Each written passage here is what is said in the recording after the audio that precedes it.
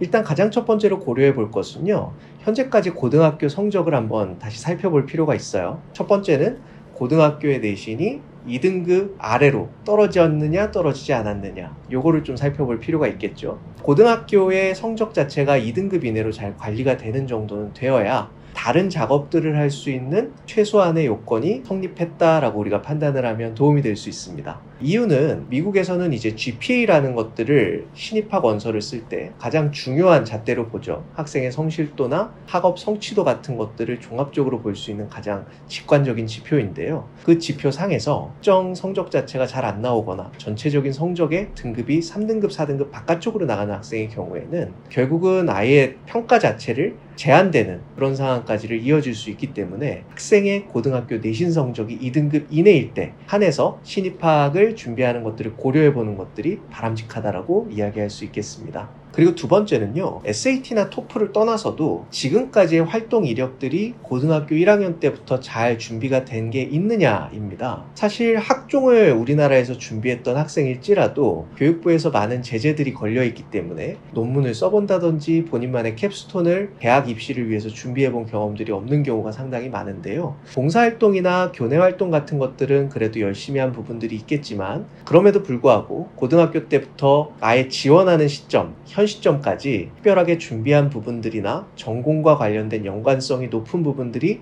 조금 미흡하다고 하면 신입학 지원을 조금 다른 방식으로 접근하는 것도 고려를 해보는 것들이 바람직하다고 생각을 하고요. 따라서 이제 신입학 원서를 고등학교 한국에서 졸업한 다음에 지원할 거냐 말 거냐를 볼 때 가장 기본적으로 우리가 파악해야 되는 두 가지는 내신과 결국 활동 이력들, 그리고 본인이 전공과 관련해서 어떤 부분에 조금 더 차별성을 둬서 활동을 한 이력이 있는지, 이런 부분들을 면밀하게 살펴서 신입학 지원을 할지 말지에 대한 여부를 따지는 것들이 굉장히 중요하다고 말씀드릴 수가 있습니다. 특히 가장 중요한 거는요, 신입학으로 원서를 쓴다 했을 때 이미 현 시점은 early decision이 시작이 돼서 원서를 받고 있는 상황, 따라서 regular decision까지 쭉 이어지는 내년 2월 이전까지 신입학 원서가 다 완성이 돼서 대학이 이미 제출이 끝났어야 되는 상황들이 이어지고 있는데요. 본인이 이런 준비들이 제한되는 상황에서는 결국 내년에 원서를 써야 되는 문제가 생기고, 결국은 대학교 1학년을 내후년 9월 달에 나갈 수밖에 없는 그런 상황이 발생할 수도 있기 때문에, 본인이 신입학 원서를 바로 쓸 수 있는 정도의 충분한 여건을 갖춘 게 아니라면 조금 더 다양한 접근 방식들을 고려해서 본인이 시간 낭비를 하는 것도 줄이고 좀 활발하게 준비를 할 수 있는 모멘텀들을 가져갈 수 있도록 모색을 하는 것들이 중요하겠습니다. 오늘도 경청해 주셔서 고맙습니다.